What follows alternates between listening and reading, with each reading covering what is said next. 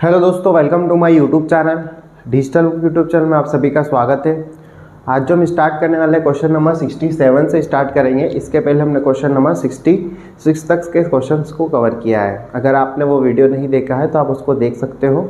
और अभी हम स्टार्ट करेंगे क्वेश्चन नंबर 67 से। और ये जो टॉपिक है हमारा, वो टॉपिक है हमारा एसएससी के प्रीवियस ईयर क्वेश्चंस को देख रहे हैं, जिसमें हम अनुपात एवं समानुपात के टॉपिक को समझ रहे हैं। तो आइए स्टार्ट करते हैं क्वेश्चन नंबर 67 से। क्वेश्चन नंबर 67 में क्या लिखा है? क्वेश्चन नंबर 67 में लिखा है कि 12, 16 और 18 का चौथा समानुपात क्या होगा। तो 12, 16, 18 और चौथा समानुपात मैंने क्या माना? x माना। ठीक है, ये बीच में जो है समानुपात का चिन्ह है। ठीक है, अब इसको किस तरीके से सॉल्व करेंगे? तो जब भी हमारे पास ऐसा रहे ना, तो ए बी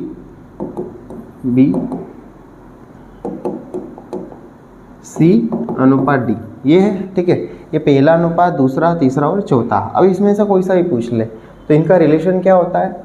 इनका रिलेशन होता है A/B is equal to COD। इस तरीके से हम लिख सकते हैं, जिसमें इसका मल्टीप्लाई इधर होगा और इसका मल्टीप्लाई इधर होगा। तो AD इक्वल टू BC, मतलब कि इन दोनों का मल्टीप्लाई और इन दोनों का मल्टीप्लाई, बीच में क्या है? इक्वल का साइन। ठीक है, तो इन दोनों का मल्टीप्लाई किया, 16 × 18, इक्वल का साइन बीच में आएगा। इन दोनों का करूँगा 12 × x, जिसमें मुझे क्या मिलेगी? x की वैल्यू मिलेगी। इसको सॉल्व करूँगा तो इसको काटता हूँ 6 से, तो 2 बार में गया, ये 6 से 3 बार में गया।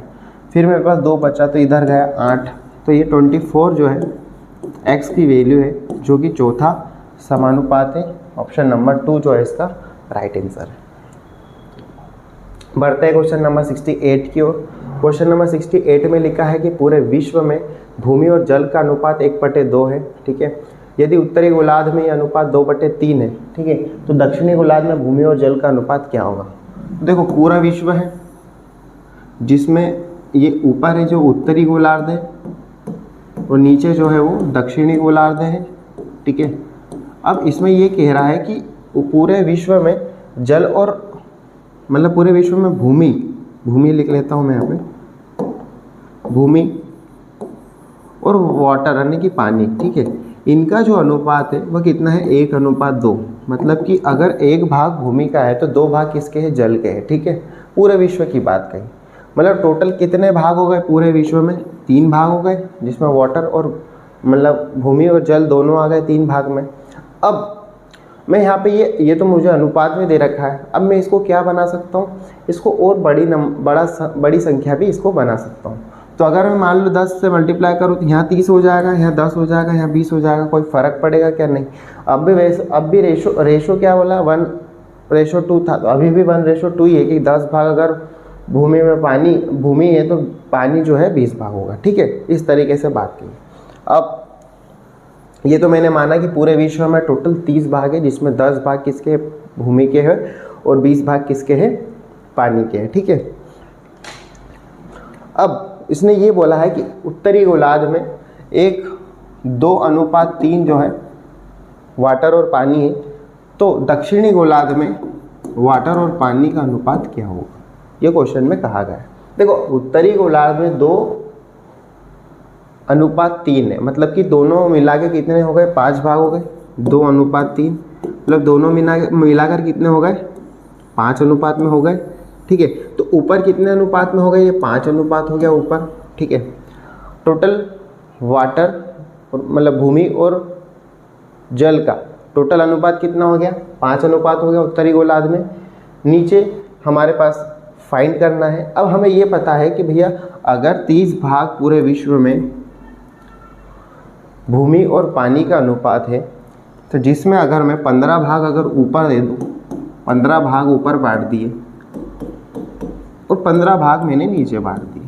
ठीक है, कोई दिक्कत है क्या? दोनों में मैंने बराबर भागों में बांट दिया। अब मुझे ये पता है कि 15 भाग अगर ऊपर भूमि और पानी का अनुपात है, मतलब भूमि और पानी का रेशो जो भी है, मतलब भाग है, तो 5 अनुपात बराबर 15 भाग होगा, क्योंकि 5 भाग में ये है ना अनुपात में, तो 15 भाग मतलब टोटल मुझे नंबर मिला। ये क्या मिला? नंबर। ये क्या है? नंबर है, भूमि और पानी का नंबर। ठीक है, अब इसको लीटर में ले लो या किसी भी बड़ी संख्या में भी ले सकते हो, बड़े अमाउंट में भी लिख सकते हो, लेकिन ये हमारे समझने के लिए हमने लिखा है। तो ये जो 15 भाग जो, ठीक है, ये ऊपर है और 15 भाग नीचे है, जिसमें 15 भाग बराबर 5 अनुपात है।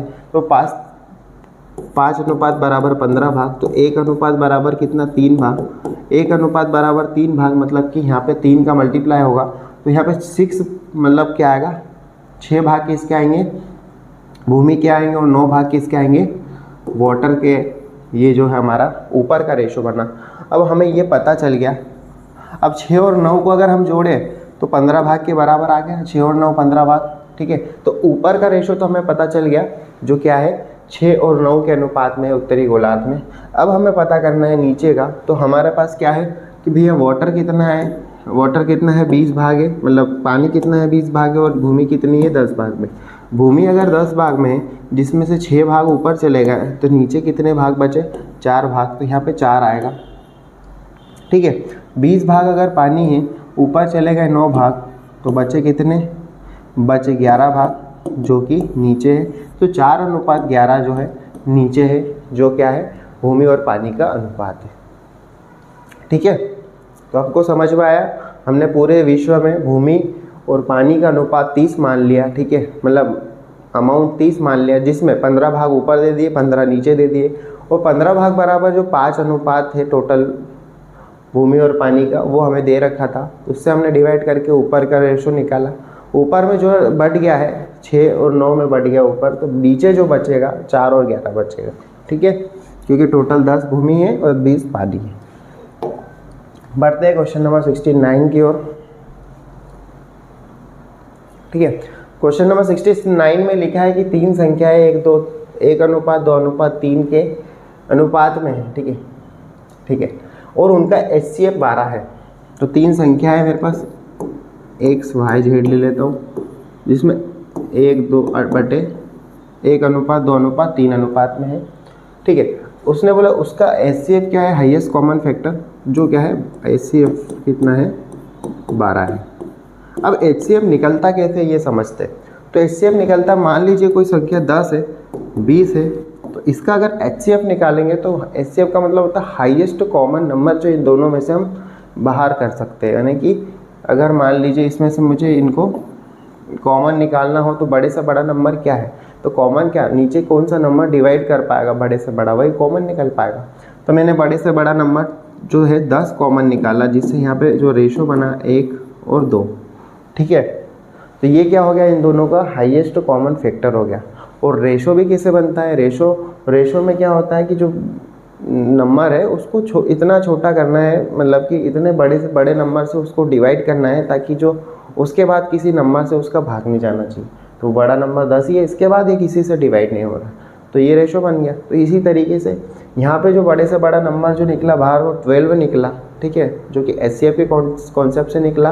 और रेशो के कॉन्सेप्ट से देखे तो बड़े से बड़ा नंबर इनको डिवाइड करेगा, तभी यह रेशो बनेंगे। तब इसमें वापस मैं मल्टीप्लाई कर दूँ HCF का, तो ये संख्या 12 हो जाएगी, ये 24 हो जाएगी, और ये 36 हो जाएगी। और ये HCF बता रहा है 1 अनुपात की वैल्यू। यहाँ 10 क्या है, 1 अनुपात की वैल्यू है, 1 भाग बराबर 10, 2 भाग बराबर 20, ठीक है। तो 1 अनुपात क्या बताता है, highest common factor, highest common number जो इनको डिवाइड कर दे वह 1 अनुपात होता है, ठीक है। तो ये हमारा जो HCF है उसकी 12 है, और ये जो संख्या है 12, 24 और 36 है, जो कि ऑप्शन नंबर 4 जो है इसका राइट आंसर है। बढ़ते क्वेश्चन नंबर 70 की ओर, लिखा है 11, 15 दोनों मदों में से कौन सी संख्या घटाई जाए ताकि 2 अनुपात 3 बन जाए। तो देखो 11 और 15, ठीक है, दोनों में से कौन सी संख्या घटाई जाए। तो भैया मैं मान लेता हूँ मैंने x संख्या दोनों में क्या करी, माइनस करी, ठीक है, जिससे अनुपात क्या बन गया, 2 अनुपात 3 बन गया। इसको सॉल्व करने का तरीका क्या है, बड़ा किधर आ रहा 33 और 35, तो इधर लेंगे पहले हम और फिर इधर। तो हमने इधर मल्टीप्लाई करा तो क्या है 33, माइनस इधर किया तो 30, इक्वल का साइन लगाया। अगर यहाँ पे भी हम इस साइड मल्टीप्लाई करेंगे तो माइनस का 2x, ठीक है, और इधर मल्टीप्लाई करेंगे तो बीच में एक माइनस ऑलरेडी आता है, और एक माइनस x का, क्योंकि माइनस की बात कही गई कौन सी संख्या घटाई जाए, तो एक माइनस ये और ये 3x। ये दोनों का आपस में सॉल्व करेंगे तो x बचेगा और ये बचेगा 3। तो x की जो वैल्यू है मेरे पास, x की वैल्यू क्या बची 3। अगर x की वैल्यू 3 है तो मुझे ये पता चल गया कि दोनों में से अगर मैं 3 माइनस कर दूँ तो जो बाद में जो बची हुई संख्या रहेगी उसका अनुपात निकालूंगा तो 2:3 आएगा। तो ये x बराबर 3, जो कि ऑप्शन नंबर 2 जो हमारा राइट आंसर। बढ़ते हैं क्वेश्चन नंबर 71 की ओर। 2 और 54 के बीच मध्यानुपात ज्ञात कीजिए।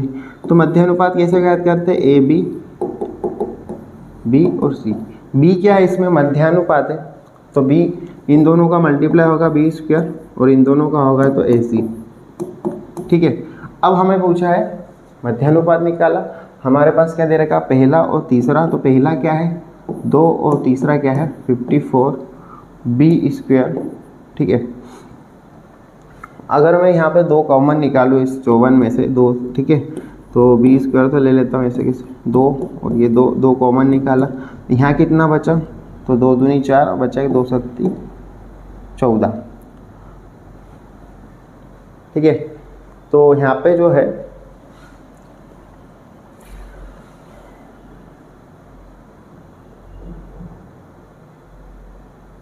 दो आएंगे क्या इसके अनुपात, मध्यानुपात ज्ञात कीजिए जो 2। ठीक है,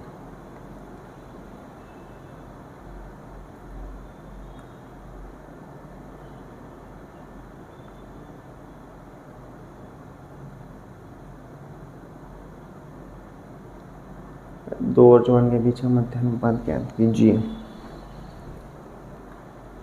तो इसमें थोड़ा सा हम ऑप्शन में जाएंगे क्योंकि हमें यहाँ पे क्या पूछा है, 2 अनुपात पूछे। ठीक है, तो यहाँ पे थोड़ा सा हम इसको क्लियर करते हैं वापस से। तो देखो क्या है हमारे पास b, एक b है दूसरा b, तो हमें 2 अनुपात पूछे, मतलब कि यहाँ की भी वैल्यू पूछी है और यहाँ की भी वैल्यू पूछी। ठीक है, तो दोनों की वैल्यू पूछी और दोनों की वैल्यू निकलेगी कैसे कि दोनों का मल्टीप्लाई होगा और जो अमाउंट आएगा वो दोनों की वैल्यू होगी। ठीक है, तो हमारे पास ऑप्शन से जाएंगे हम, तो हमारे पास क्या है 2 और 54 है।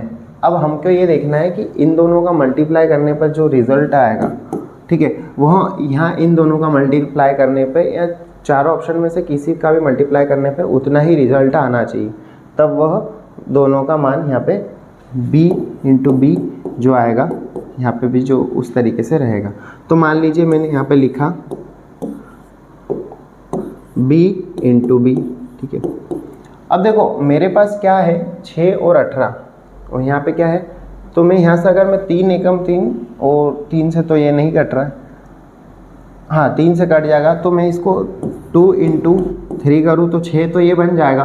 तो मेरे पास 2 ऑप्शन के पास तो आ गया मैं, तो पहला तो मैंने 6 बना लिया, फिर यहाँ पे अगर मैंने इसको 3 से डिवाइड करा तो 3 एकम 3 बचा कितना 8 3 24, तो ये हो गया मेरे पास 6 इंटू 18, जिसमें एक 6 इसकी वैल्यू होगी और 18 इसकी वैल्यू होगी। अब हो सकता हो यहाँ पे 6 हो, यहाँ 18 हो, यहाँ 6 हो, यहाँ 18 हो, कोई भी दिक्कत नहीं है, लेकिन हमारे ये दो में से ये दोनों मान हो सकते हैं जो बी के हैं। तो अब देखो इनका ही मिल रहा है ये 6 और 18, इसके अलावा ही मिल रहा है क्या, नहीं, उसके अलावा कुछ भी नहीं।